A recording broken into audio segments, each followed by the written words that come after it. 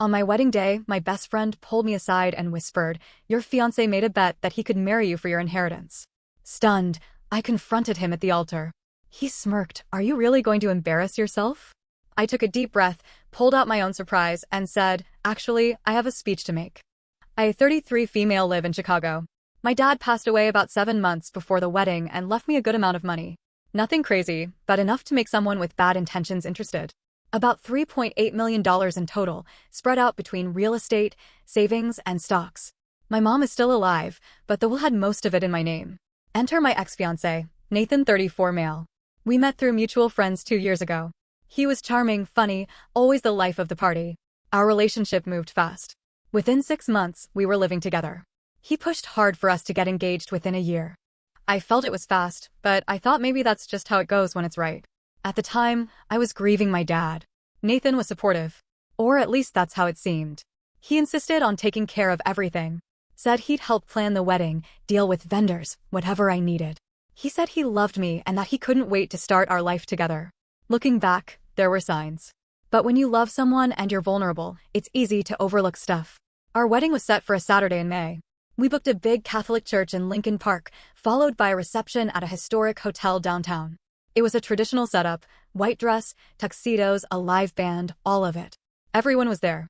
My mom, my cousins from out of state, Nathan's coworkers, old college friends, people I hadn't seen in years. I was in the bridal suite, getting my makeup touched up when my best friend Sarah came in. I could tell something was off right away. She was pale and tense. Not smiling, not crying either. Just serious. She asked the makeup artist for a minute alone. Then, she sat next to me and looked me right in the eye. She said, "I didn't know how to tell you this before. I just found out last night. I tried to pretend it wasn't real, but I can't let you walk down the aisle without knowing." I just stared at her. She took a deep breath and said, "Nathan made a bet. With people from his job. That he could marry you for your inheritance." I didn't speak. My whole body went cold. I thought maybe I was hallucinating or having a panic attack. My ears were ringing. Sarah went on. "He told them he just had to play the perfect guy for a year, get your trust, and once the money was tied up in marriage, he'd be set for life. He joked about retiring early. He told them grieving girls are easy to win over." I asked how she knew. She said one of Nathan's coworkers got drunk at the rehearsal dinner. She overheard him laughing about the bet. She confronted him and he admitted everything. He said Nathan bragged about it. Even said he was going to go out with a bang on the honeymoon. I sat there frozen. My heart was pounding. I felt sick. I felt stupid. I felt used. Then I asked the only thing I could think to say. "Do you have proof?" She nodded. I asked the guy to repeat what he said while I recorded it. I told him I was going to send it to a friend who'd find it funny. He was so drunk he didn't even question it. She handed me her phone. I hit play. And there it was. Nathan's voice, drunk, laughing, loud. "Yeah, I told the guys, watch me get that money. All I gotta do is walk down the aisle, smile for a few photos, and sign a marriage license. She's loaded now that her daddy's dead. Why would I ever work again? Retirement plan, baby." I sat there listening to it over and over again. He sounded so casual. So proud. I stared at myself in the mirror for a while. I didn't cry. I didn't yell. I just went cold inside. Like a switch flipped. Then I stood up and said, "Okay. I know what I'm going to do." Sarah looked scared. "What do you mean?" "I'm still walking down that aisle." "What?" "You can't be serious." "Oh, I'm serious," I said. "But not for the reason he thinks." The music started. Everyone stood up. The church was beautiful, flowers everywhere, candles flickering. Nathan was standing at the front in his tux, looking smug and polished. I kept my eyes on him. Every step I took, I reminded myself, you are in control. He doesn't win. I reached the front. He took my hands, smiled, and whispered, "You look amazing." I smiled back. The priest began the ceremony. "Dearly beloved, we are gathered here," I interrupted. "I'm sorry, Father. Before we begin, I'd like to say something to our guests." There was a pause. Whispering. The priest looked confused, but nodded. Nathan leaned in and said under his breath, "What are you doing?" I turned to face the crowd and took a deep breath. "I want to thank everyone for being here today. I know this is unexpected, but I just learned something important. And I think it's only fair that I share it with all of you." I looked at Nathan. Some people get married for love. Some people get married for money. He tensed. "Don't do this," he said through clenched teeth. I held up Sarah's phone. "I have a recording. Would you like to hear what the groom had to say at the rehearsal dinner?" More whispering. Some people looked uncomfortable. Some leaned in, curious. Nathan hissed, "Put the phone down." I hit play, and his voice echoed through the church. "All I gotta do is walk down the aisle, smile for a few photos, and sign a marriage license." There was a silence like I've never felt before. Heavy. Suffocating. People gasped. A few stood up. My mom looked like she'd been slapped. Nathan's best man looked like he wanted to disappear. Nathan reached for my arm. "You don't understand," I stepped back. "No, Nathan. I understand perfectly. You thought I was stupid. You thought you could lie to me, steal from me, and get away with it. You thought you could make a bet with your buddies about marrying me for money." He tried to speak again, but I didn't let him. I turned to the guests and said, "There will be no wedding today. But I hope everyone enjoys the food and drinks at the reception, because this day won't be wasted. It just won't be spent celebrating a lie." I looked right at him and said, loud enough for everyone to hear, "You can leave now. You're not the groom. You're just a con man who lost." Nathan didn't move. He just stood there, red-faced, jaw tight, fists clenched at his sides. The silence in the church was crushing. Nobody knew what to do. My mom was frozen. His mother looked like she wanted to vanish through the floor. One of my cousins actually laughed, a short, awkward burst, and immediately covered her mouth.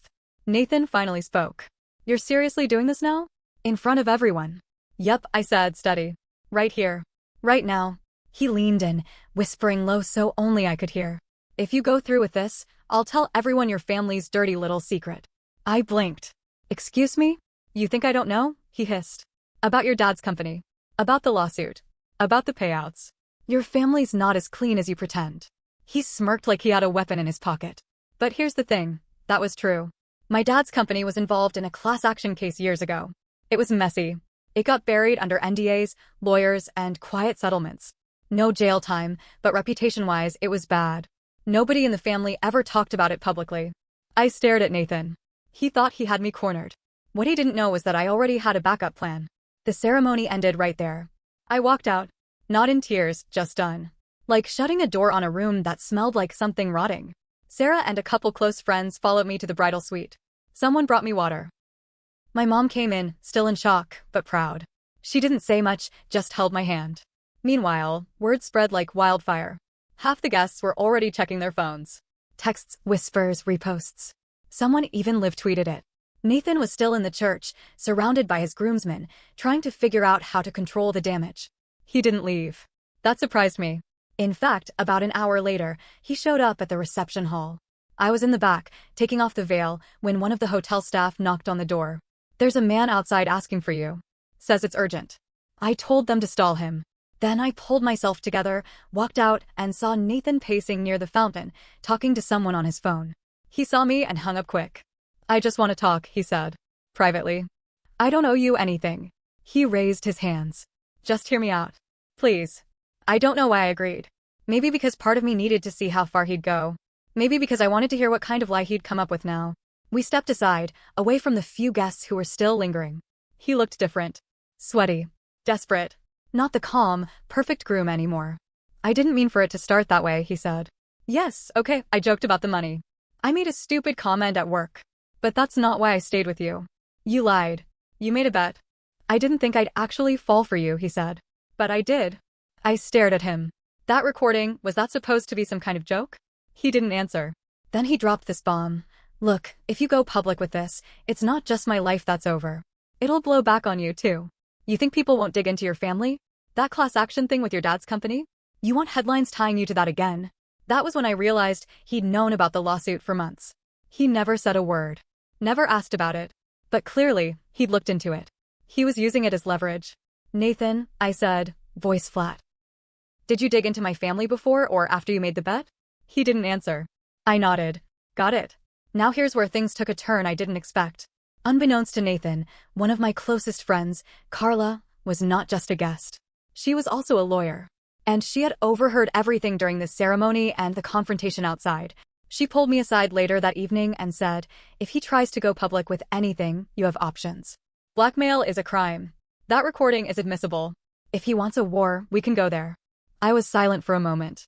Then she said, "Also, you might want to know. There's more. One of my contacts in his office says Nathan didn't just make the bet. He's been digging into your dad's estate records. Like, obsessively. Trying to find loopholes. Apparently, Nathan had secretly contacted my family's financial advisor, pretended he was doing future planning for us. He was trying to figure out what money could become shared once we were legally married. He even asked about power of attorney. Let me repeat that. This man was trying to set himself up to take over everything the second we signed the marriage papers. At this point, I didn't want just to walk away. I wanted to burn his fake world down the way he tried to sink mine. Carla said, "Let me handle the legal side. You? You just need to stay calm. And don't tip him off yet." We started building something. Quietly. Carefully. Because now it wasn't just about embarrassment at a wedding. It was about fraud, manipulation, financial deception. Nathan didn't know it yet, but the wedding disaster was only the beginning of what was coming for him. The days after the wedding were chaos. People were messaging me nonstop, some to check on me, some just being nosy. My aunt from Ohio tried to act like she knew something was off about Nathan from the beginning. Please. She was dancing with him at the rehearsal dinner like it was prom night. But through all that noise, I kept quiet. No long Instagram post. No Facebook rant. Just silence. Behind the scenes, though, we were watching him unravel. Carla, the lawyer friend, dug deep. She pulled favors, called contacts, and found something huge. Nathan wasn't just betting on my inheritance. He was in serious debt. And not just a little.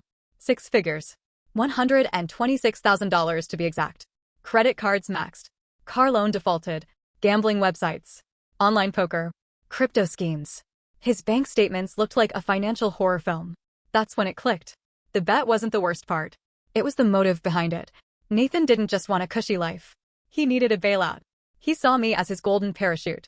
Someone to save him from the hole he'd dug. But it gets worse. One night, Carla called me. Her voice was shaking, not scared, just stunned. I pulled marriage records. I sat up in bed. Why? Because something about his legal history wasn't adding up. I couldn't find a divorce certificate. I didn't speak. Then she said it. He's still married. To someone in Arizona. I thought she was joking. She wasn't. Her name was Danielle Reyes. Married 4 years ago. No divorce filed. No legal separation. He was living a double life. Could be for visa reasons. Or taxes. Or maybe he just didn't care, Carla said. But either way, this makes the inheritance scam 10 times worse. If he married you while already married, that's bigamy. And illegal. I sat there in silence, trying to process it. He was trying to legally marry me while already married to someone else, just to steal money. That's not just betrayal. That's a damn felony. By this point, I had everything. Audio proof of his bet. Evidence of him trying to access estate records. Bank statements showing massive debt. And now, proof of an active marriage license in another state. I didn't want to text him. I didn't want to call him. I wanted to look him in the eye. So I waited. I knew Nathan would try to reach out again. He couldn't stand being cut off. And sure enough, he did, 3 days after the wedding. He texted me, "I miss you. Can we talk?" I was an idiot. "Let's fix this." I replied, "Come by tomorrow. Noon. 1 hour. That's all." He showed up the next day in a hoodie and jeans. Looking like a sad puppy. I met him in the kitchen. Sarah and Carla were in the next room, recording everything. He started with the usual fake tears. "I messed up. I got carried away. But I really loved you. I wanted to fix it, I swear." I slid a folder across the table. He paused. "What's this?" "Your debt. Your search history. The estate calls." "Oh, and this last page?" I stared straight at him. "Your wife. Danielle." His mouth dropped. "Where? How did you?" "I didn't have to do much." "You're not very smart." He tried to backtrack. "It's just paperwork. We're not together. It was complicated. You tried to marry me while still legally married to someone else. That's not complicated. That's criminal." He slammed his hand on the table. "You think you're so perfect? Your dad stole from people for years. You're sitting on blood money." There it was. His final card. I leaned in. And yet, I'm the one who refused to marry a liar. I could have stayed quiet. Married you. Ignored the signs. But I didn't. So tell me, who's really the con artist here? He got up to leave. "I'll ruin you," he said. "I swear. I'll go public. I'll destroy your family." I smiled. "You won't get the chance."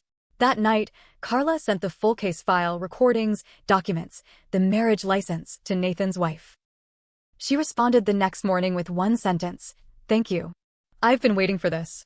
Turns out, Danielle had been suspicious for over a year. She thought Nathan was cheating, but never had proof. They were separated emotionally, but legally, still married. And she was more than ready to talk. She wasn't just some girl from Arizona. She was a paralegal. With everything we gave her, she filed for divorce and reported him to the authorities. She even offered to testify if we pressed charges. Nathan had burned all his bridges. And we weren't done. Nathan had no idea his wife was involved. While he was busy spiraling, firing off passive-aggressive emails, trying to manipulate mutual friends, and floating vague threats on social media, Danielle was quietly assembling a legal case. She didn't want just a divorce. She wanted to bury him. With Carla's help, she filed for legal separation, reported the bigamy to the state, and passed along all the documentation to a journalist she knew who worked for a mid-sized media outlet in Phoenix. Why? Because the story wasn't just juicy. It had teeth. Fiancé exposed at altar for marrying for inheritance, while already married to woman in another state. It ran 3 weeks after the cancelled wedding. The headline was splashed on their homepage. It spread fast. The article was factual. Names, dates, quotes from Danielle, pieces of the recording, public marriage records.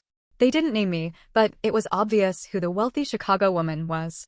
Nathan's face was on the front page of a scandal. And still, he didn't stop. 2 days after the article dropped, I was invited to a friend's gallery opening. Small, intimate, mostly creatives and mutuals from college. I didn't expect Nathan to show up. But he did. Drunk. Sweating. Loud. I was standing by a table with Sarah and Carla when I saw him walk in. People whispered. Some pointed. A few phones came out. He saw me, beelined over, and said, loud enough for the room to hear. So this is it? You destroy my life and just move on like nothing happened. I stayed calm. You destroyed your own life, Nathan. He laughed. Don't act like you're innocent. You think you're some kind of hero? Your dad was a thief. You live off money he stole. And now you get to act like you're better than everyone. The room went quiet. I felt the weight of it. The tension. The stare of every eye in that room. Carla stepped forward. Nathan, you should leave. He turned on her. Of course. The lawyer. The puppet master. You think you're all so smart. But no one's asking the real question. He looked right at me. Would you even be anything without your dad's money? That's when something in me snapped. I stepped forward. Slowly. Calm, but loud enough for everyone to hear. No, Nathan. Maybe I wouldn't be rich without my dad. But at least I wouldn't be a liar, a thief, and a coward who tries to marry women for money while still married to someone else. A gasp. Whispering. One woman dropped her wine glass. I kept going. You walked into my life and pretended to love me. You made a joke out of my grief. You tried to manipulate my trust. You gambled away your own life and thought you could fix it by stealing mine. You don't love anyone. You don't even like yourself. He was frozen. Face red. Chest heaving. And then, for the first time, he broke. His voice cracked. I didn't know what else to do. I paused. He looked smaller. Like he was finally seeing the wreckage for what it was. My dad left when I was 12, he said. My mom worked 2 jobs. I never had money. Never had anything. I was tired of watching people like you win without trying. It was the most honest thing he'd ever said. And still, it didn't excuse a single thing. You didn't need to be rich to have a good life, I said quietly. You just had to be decent. And you failed at that. He didn't argue. He turned and walked out, leaving the whole room in stunned silence. After that night, I didn't hear from Nathan again. Not directly. But I did get word from Danielle. The divorce went through fast. The state launched an investigation into the bigamy. Carla filed a civil suit on my behalf for attempted fraud and emotional damages. And Nathan? He left town. Deleted all his social media. Word is, he moved back in with his mom in Tucson. Jobless. Broke. Alone. It's been over a year now. Sometimes I still think about it. About how close I came to handing over my life to a man who only saw me as a transaction. I had nightmares for a while. Flashbacks of that moment at the altar. Of everyone staring. The ringing in my ears. The numbness in my hands. But eventually it stopped. And something else took its place. Relief. Not because I dodged a bullet. But because I stood up for myself, publicly. Fully. Without fear. I was raised to avoid conflict. To stay quiet. To protect family secrets and keep things respectable. That day, I broke all of that. I exposed the lie, ended the game, and walked away on my own terms. Now? I'm dating again. Slowly. Carefully. And this time, I'm not just looking for love.